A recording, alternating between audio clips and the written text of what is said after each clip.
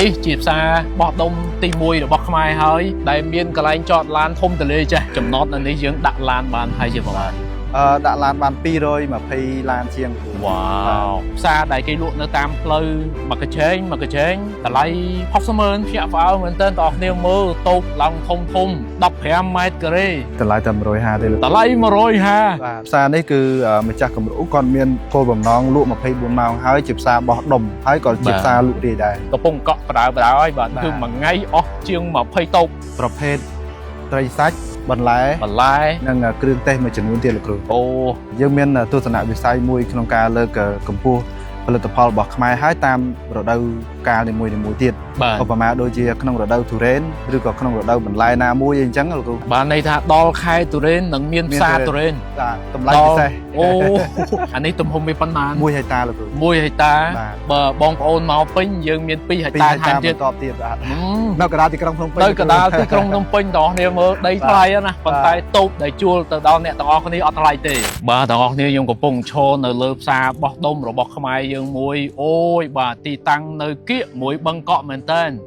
បាទហើយនៅទីនេះបាទគឺជាអនាគតមួយដែលបងប្អូនដែលជាម្ចាស់បន្លែបាទមានបន្លែមានសាច់បាទមានគ្រឿងទេសបាទមានសម្ភារៈផលិតផលខ្មែរជាច្រើននឹងមកលក់នៅទីនេះបាទដោយសារខ្ញុំធ្លាប់ឃើញនៅតាមផ្សារដែលគេលក់នៅតាមផ្លូវមកកញ្ឆេងបាទតម្លៃ60,000លោកគ្រូបាទហើយភ្ញាក់ផ្អើលមែនតើបងប្អូនមើលតូបឡើងធំបាទ15ម៉ែត្រការ៉េតម្លៃប៉ុន្មាន15ម៉ែត្រការ៉េតម្លៃតែ150ទេលោកគ្រូបាទតម្លៃ150បាទហើយបងប្អូនមើលទីនេះក្រុមការងារកំពុងរៀបចំហេដ្ឋារចនាសម្ព័ន្ធអូយអស្ចារ្យមែនតើតូបមួយបានចំណតឡានមួយបាទហើយខ្ញុំកំពុងឈរនេះគឺជាចំណតឡានបាទហើយតូបទាំងអស់នៅទីនេះមានប៉ុន្មានមាន300ជាងតូបលោកគ្រូអូបាទហើយឥឡូវហ្នឹងយើងកំពុងសាងសង់នេះបំផៃជាប្រហែលតូបសាងសង់នេះ20តូបជាងកំពុងហើយនេះលោកគ្រូបង្ហើយបាទហើយយើងកំពុងចាប់ដៃនៅខាងនោះទៅជាង40តូបទៀតហើយនៅខាងនេះដែលយើងក្រងដៅទីតាំងនេះជាង70តូបទៀតលោកគ្រូបាទហើយ20តូបជាងនេះគឺជួលអស់ហើយលោកគ្រូអស់ហើយបាទ28តូបអស់ហើយលោកគ្រូ28តូបបាទជួលអស់អលីងបាទតែមួយថ្ងៃទេបាទអញ្ចឹងបងប្អូនមើលវីដេអូនេះហើយបាទមិនដឹងរងចាំមើលដល់ចប់ឬក៏តាក់តងមកភ្លាមបាទនៅតែយ៉ាងណាមើលជួយប្រាប់តិចមើលអ្វីជាគោលបំណងឬក៏ជាក្តីសម័យក្នុងការបង្កើតផ្សារបោះដុំរបស់ខ្មែរយើងនេះបាទលោកគ្រូម្ចាស់គម្រោងគាត់មានទឹកចិត្តចង់ចូលរួមលើកកម្ពស់បងប្អូនដែលគាត់ធ្លាប់លក់ទីកន្លែងតូចចង្អៀតហើយលក់នៅទីតាំងដែលមិនទាន់មានកន្លែងច្បាស់លាស់បាទហើយកន្លែងទីតាំងនោះក៏គាត់ហាក់បីដូចជាមានតម្លៃថ្លៃគួរសមដែរដូច្នេះដើម្បីលើកកម្ពស់កិច្ចការងារទាំងអស់ហ្នឹងគឺម្ចាស់គម្រោងគាត់ដូចដើមកំណត់ក្នុងការអភិវឌ្ឍរឿងកន្លែងនេះឡើងបាទនេះជាទឹកចិត្តមួយដ៏សំខាន់ហើយខ្ញុំគិតថាអញ្ជើញបងប្អូនមកកាន់ទីនេះឲ្យកាន់តែលឿនបាទចូលរួមនេះផ្សារមាសសុតបាទលោកគ្រូឈ្មោះថាផ្សារតាមមាសសុតបាទជាទីតាំងថ្មីជាគម្រោងថ្មីមួយនេះគឺយើងចង់ឃើញធ្វើបែបណានៅរាជធានីភ្នំពេញយើងគឺកាន់តែស្អាតបាទយើងមានកន្លែងលក់ដូរត្រឹមត្រូវបាទលោកគ្រូបាទដូរត្រឹមត្រូវមានdouble wheeler មានកន្លែងខណ្ឌមានអីត្រឹមត្រូវហើយសំខាន់ជាងនឹងទៀតនោះគឺយើងមានសន្តិសុខយើងមានច្រកចេញចូលត្រឹមត្រូវ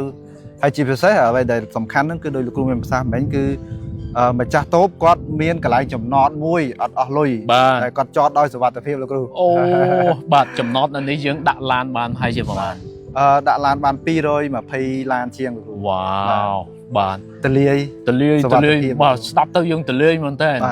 បាទហើយមើលជួយប្រាប់តូបយើងមួយហ្នឹងទំហំប៉ុន្មានហើយលក្ខណៈពិសេសបែបណាបាទលោកគ្រូសម្រាប់តូបយើងនីមួយគឺយើងមាន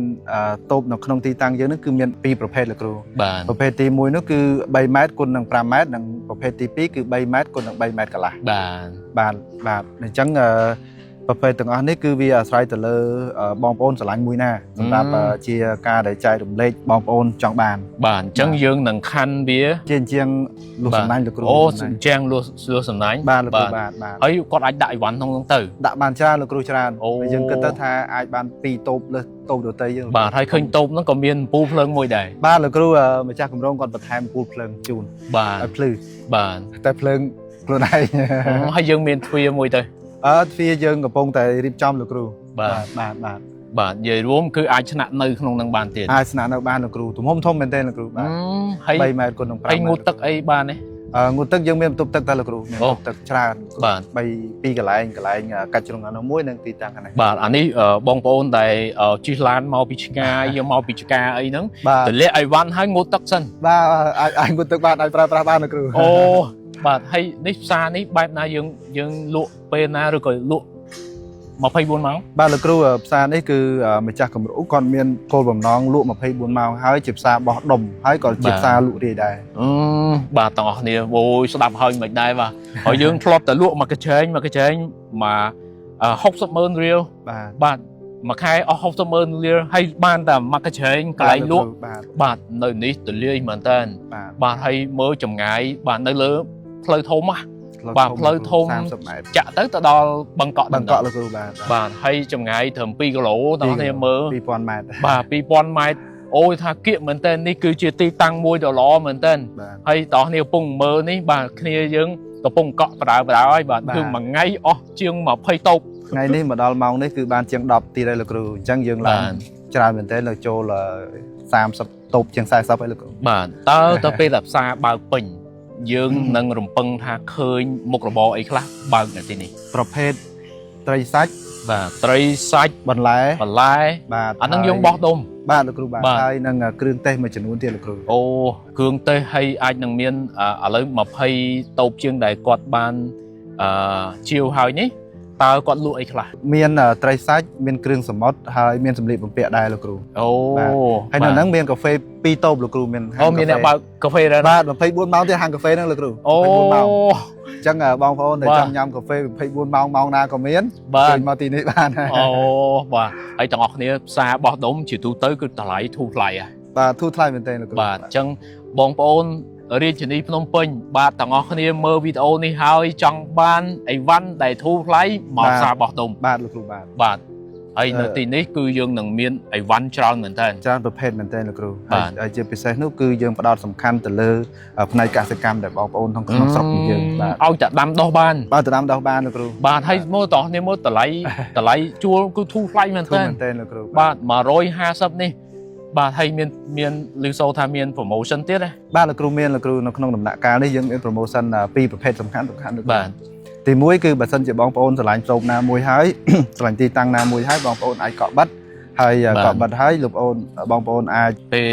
លសាងសង់ហើយបាទពេលសាងសង់ហើយបងប្អូនអាចកក់3ខែបាទថែមជូន3ខែអូ6ខែថែមជូន6ខែអូបាទមិនធម្មតាខ្ញុំជឿថាទាំងអស់គ្នាមើលឲ្យទ្រាំបានទេបាទទាំងអស់គ្នាមើលជួល6ខែជួល7ខែថែម3ខែបាទលោកគ្រូបាទទាំងអស់គ្នាកក់6ខែថែមជូន6ខែអូចំណេញច្រើនមែនតើបាទមើលវីដេអូនេះហើយសូមទាំងអស់គ្នាមកមើលជាក់ស្ដែងបាទក៏លោថាក្រុមការងារថតទៅវាអត់បាន food tech បានគ្រប់ជ្រុងជ្រោយមកមើលខ្លួនឯងជាក់ស្ដែងបាទខ្ញុំកំពុងឈរខ្ញុំគិតថានេះជាផ្សារបោះដុំទី1របស់ខ្មែរហើយដែលមានកន្លែងចតឡានធំទលេចេះបាទលោកគ្រូបាទបើសិនជាកម្រងទី1របស់យើងនឹងបានទទួលជោគជ័យយើងនឹងពង្រីកនៅទីតាំងដដែលនេះ2ហិកតាបន្ថែមទៀតអូអានេះទំហំវាប៉ុន្មាន1ហិកតាលោកគ្រូ1ហិកតាបើបងប្អូនមកពេញយើងមាន2ហិកតាថែមទៀតបន្តទៀតបាទនៅកណ្ដាលទីក្រុងភ្នំពេញនៅកណ្ដាលទីក្រុងភ្នំពេញបងប្អូនមើលដីថ្លៃណាប៉ុន្តែតូបដែលជួលទៅដល់អ្នកទាំងអស់គ្នាអត់ថ្លៃទេបាទនេះដោយសារស្ថាបនិកផ្សារបាទលោកគ្រូត្រឹមត្រូវតាមាសុតគឺគាត់ចង់ឃើញបងប្អូនខ្មែរមានកន្លែងលក់ផាសុខភាពដល់ផាសុខភាពបាទជារឿងពិតលោកគ្រូបាទហើយចេះតើគាត់បារម្ភទេប្រហែលបងប្អូនបារម្ភហើយផ្សារថ្មីអញ្ចឹងទាញភ្ញៀវមកមិនទៅបាទតើអ្វីជាយុទ្ធសាស្ត្ររបស់ផ្សារតាមាសុតបាទលោកគ្រូយើងមានទស្សនវិស័យមួយក្នុងការលើកកម្ពស់ផលិតផលរបស់ខ្មែរហើយតាមរដូវកាលនីមួយៗទៀតឧបមាដូចជាក្នុងរដូវទុរេនឬក៏ក្នុងរដូវបន្លែណាមួយអីចឹងលោកគ្រូអញ្ចឹងយើងនឹងព្យាយាមក្រុមការងារនឹងព្យាយាមទំនាក់ទំនងហើយនឹងទំនាក់ទំនងឲ្យគាត់មកលក់នៅទីនេះបានកាន់តែច្រើនបានន័យថាដល់ខែទុរេននឹងមានផ្សារទុរេនបាទតម្លៃពិសេសអូបានន័យថាអ្នកលក់ទុរេនជាច្រើននឹងមកលក់នៅទីនេះបាទអញ្ចឹងម្ចាស់ចការទាំងអស់គ្នាបានឮហើយសេវលេខទូរស័ព្ទទុកបាទដល់ខែទុរេនមកលក់ទុរេននេះមកខែក្រូចពោធិ៍សាត់អញ្ជើញមកនេះ ហើយក្រូចខ្លងជើញមកនេះមក បាទហើយយើងនឹងមានអ្នកលក់ច្រើន បាទលោកគ្រូ នៅពេលហ្នឹងអ្នកភ្នំពេញសบายទិញហើយបាទមកទិញទុរេនតម្លៃថោកនិយាយថាតម្លៃថោកបងទៅដោយសារផ្សារទុរេនជាទូទៅមានអ្នកលក់ទុរេនច្រើន បាទលោកគ្រូបាទ នៅក្នុងស្រុកទាំងអស់អូយបាទ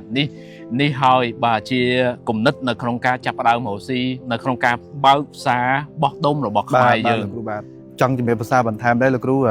តាក់ទងជាមួយនឹងដំណាំផលិតផលកសិកម្មដែលតាមរដូវកាលហ្នឹងម្ចាស់គម្រោងគាត់មានរៀបចំជាឃ្លាំងទុកស្តុកជូនហ្នឹងដូចថាឥឡូវយើងមានប្រភេទជាទុរេនយ៉ាងចោះទីទុរេនបាទអញ្ចឹងយើងមានឃ្លាំងសម្រាប់ស្តុកហ្នឹងទៀតយើងគាត់អត់ចាំពិបាកថាមកផ្សារហ្នឹងអត់ឃ្លាំងទេបាច់មកជួលតូបទេព្រោះមុំតាមកហ្នឹងគេជួលអស់ហើយមានឃ្លាំងត្រៀមបាទតោះគ្នាមុំមកគេជួលអស់ហើយប៉ុន្តែដល់រដូវទុរេនគឺយើងនឹងយកទីធ្លានេះដើម្បីត្រៀមមកចាស់អ្នកលក់ទុរេនរាប់រយអ្នកបាទមកលក់បានមកឈរលក់ទៅបាទហើយមានកន្លែងស្តុកឲ្យទៀតបាទហើយអ្នកទិញពិតជាសប្បាយចិត្តពេលឃើញច្រើនអញ្ចឹងបាទអញ្ចឹងទេបាទនេះហើយបាទជាផ្សារខ្មែរដែលគិតទៅដល់អ្នកលក់ខ្មែរបាទលោកគ្រូបាទជាការកាត់ពិតលោកគ្រូបាទហើយទៅអនាគតតើអ្វីជាចក្ខុវិស័យវែងឆ្ងាយរបស់ផ្សារតាមាសសុទ្ធបាទយើងមានពីជំហានទី1គឺយើងអភិវឌ្ឍដី2ហិកតាបន្ទាប់ហើយជំហានទី2យើងនឹងពង្រីកទៅតាមគោលដៅដែលយើងគិតថាជាតម្រូវការជាក់ស្ដែងនឹងមាននៅតំបន់ផ្សេងទៀតនឹងមានតំបន់ផ្សេងទៀតលោកគ្រូបាទយើងនឹងធ្វើផ្សារបោះដុំរបស់ខ្មែរអត់ឲ្យចាញ់គេអត់ឲ្យផ្សារខាងណាមកដែលថាប្រកួតប្រជែងជាមួយយើងនឹងប្រឹងប្រែងលើកខ្លួនឯងឲ្យកាន់តែខ្ពស់ប្រហាក់ប្រហែលធ្វើបែបណាយើងអភិវឌ្ឍផ្សាររបស់ខ្មែរយើងឲ្យទំនើបបាទឲ្យទាន់សម័យហើយឲ្យមានការទទួលខុសត្រូវនិងមានគុណភាពខ្ពស់បាទហើយចាំមើលបាទសូមទាំងអស់គ្នានាំគ្នាមកលេងផ្សាររបស់ខ្មែរយើងឲ្យបានច្រើន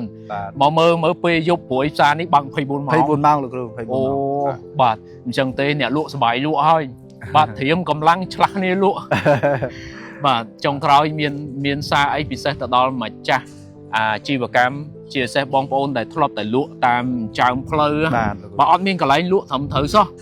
បាទក្តៅក៏ក្តៅនៅនេះយើងមានតូបបាទហើយយើងលក់បាន24ម៉ោងទៀតតើចុងក្រោយមានសារអីពិសេសចង់ផ្ដាំទៅគាត់បាទសូមជម្រាបលោកគ្រូ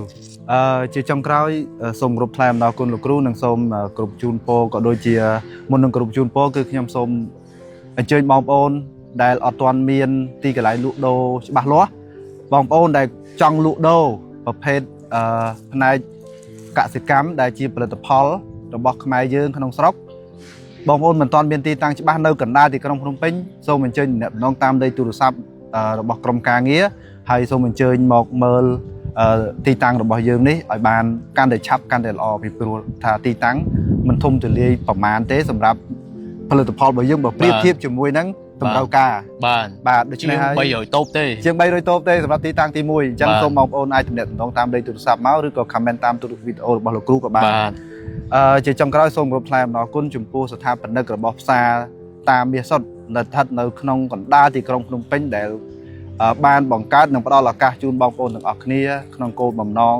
ខ្មែរជួយខ្មែរនិងសាមគ្គីភាពរបស់ខ្មែរយើងសូមអរគុណលោកគ្រូបាទហើយជាចុងក្រោយបាទតោះគ្នាមិញគាត់ថាផ្សារនេះមិនធំពេកទេប៉ុន្តែម្ចាស់មានបេះដូងធំបាទបងប្អូនគ្នាអាចមកឃើញចំណត់ឃើញជាង200ឡានអូយហើយតោះគ្នាមើលផ្សារនេះបើក24ម៉ោងមានកន្លែងងូតទឹកបាទមានកន្លែងងូតទឹកនៅតាមតូបមានកន្លែងស្នាក់នៅបាទតើតោះគ្នាចង់បានអីទៀតបាទហើយនៅរដូវកាលផ្លែឈើនឹងមានផ្សារទុរេននឹងមានផ្សារក្រូចនឹងមានផ្សារអីហ្នឹងដែលគាត់នឹងបង្កើតដើម្បីឲ្យទីនេះคล้ายទៅជាកន្លែងបោះដុំមួយដែលតាក់ទាញនៅភ្នំពេញបាទលោកគ្រូបាទអញ្ចឹងទេជូនពរឲ្យគម្រោងបាទ